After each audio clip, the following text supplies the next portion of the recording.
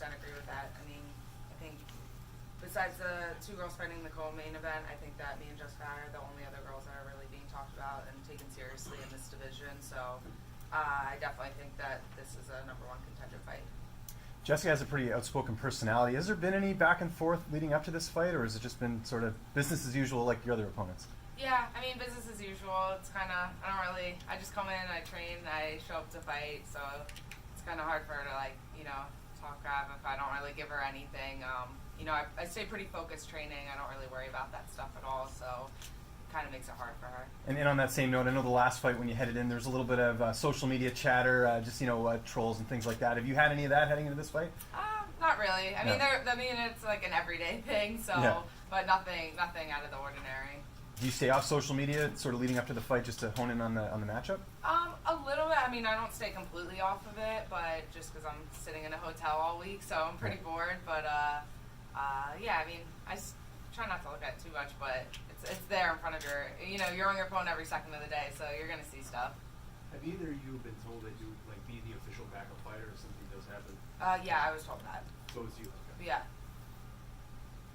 When you watch Jessica, Jessica at this point has made a big deal about the big difference for her between flyweight and bantamweight and how much better this division is for her. When you watch her and her performance in the division, do you see any difference between how she used to be at bantamweight?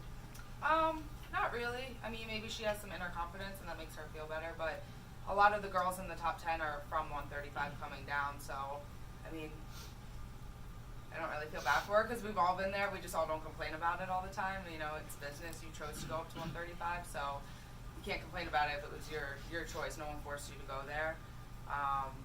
But, I mean, the girls she fought at 135 were very good and tough girls, so I think that was tough. I don't know necessarily it was the weight difference because I've always fought at 25 until I went to the UFC, and I had 3 fights at 35, and I went back down. I feel better at 25, but at 35, I didn't really feel a difference. I mean, you've got some really big wins in your career. Eubanks, Lauren Murphy. Why do you feel like it is you still seem to be flying under the radar in this division? Yeah, I don't know. I mean, I'm undefeated at 125.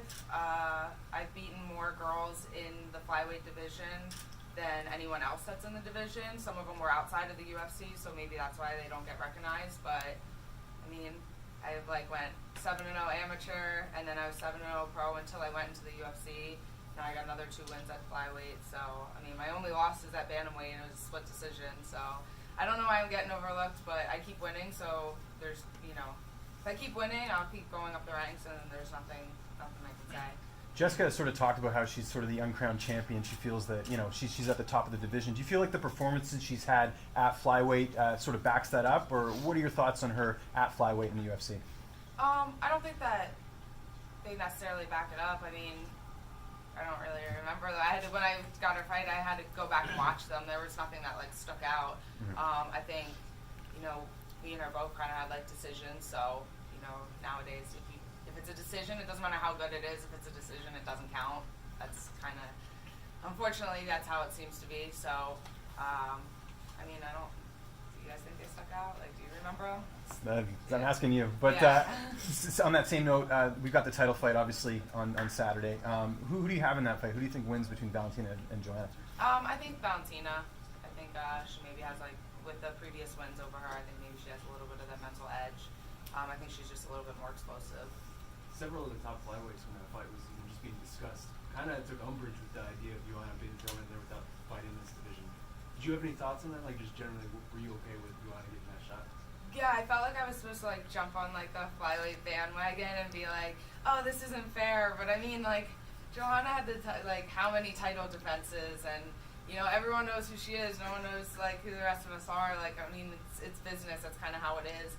And them being on the Joanna fighting Valentina, it brings more attention to the division, which benefits all of us in the end. So if it's one more fight, let it bring more attention, and then when you get the title shot and you beat one of the winner of that, it's better for you. So before it was all negative energy towards the division with Nico having the title and then fighting Valentina. So now I think it seems like it's all positive division, and it's being taken a little bit more serious as it should be. So I think it's a great thing that Joanna's fighting for the title, and I think she deserves it. Well, actually, I want to ask you about that because it seems like this division's been around for almost more than a year at this point. Mm-hmm. It still has been very slow to latch on. And why do you think that is? Is it just because of Nico, or is there another factor?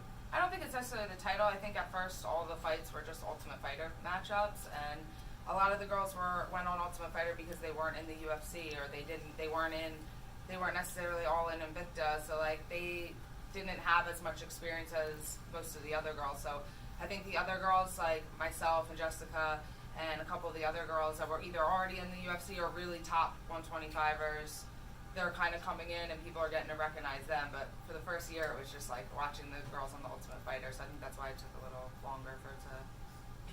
Katlyn, it's hard to finish women at this level, at your size. Why do you think that is? Do you think it's skill or mental toughness? Why is it tough to get a finish at this level? I mean, I don't know. Maybe it's a little bit of the power, or the guys you see a little bit more like one-punch knockouts. But that's why I think, I kind of see over my last couple of fights that I need to implement my jiu-jitsu a little bit more, because no matter what your size is or your power, you can always finish with jiu-jitsu. But I think a lot of the girls tend to be more strikers, and with the power for females, I think maybe that's why. You've hit some of your opponents hard, and they haven't gone to sleep. Is that intimidating? Is that tough as you're hitting somebody with your best stuff and they keep coming?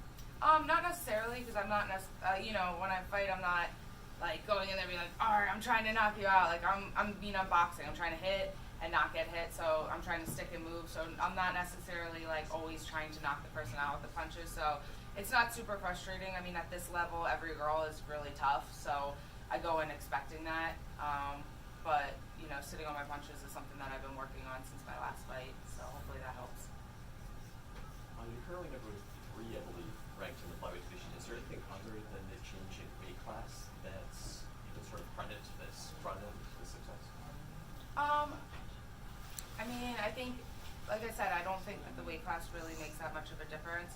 A little bit, with certain matchups, but like you'll get at 135, you'll get a handful of girls that are just really, really strong. But luckily, the girls I had at 35, for the short time I was there, some of them are fighting at 25 now. But I think at 25, I just have a little bit more confidence. I'm definitely one of the tallest girls. I don't think that there's any girl taller than me. I'm almost 5'9", and I think at 35 I was, one of the tallest girls. So I'm able to use my reach a little bit more, and that just kind of is what I'm used to. I'm used to being the taller fighter.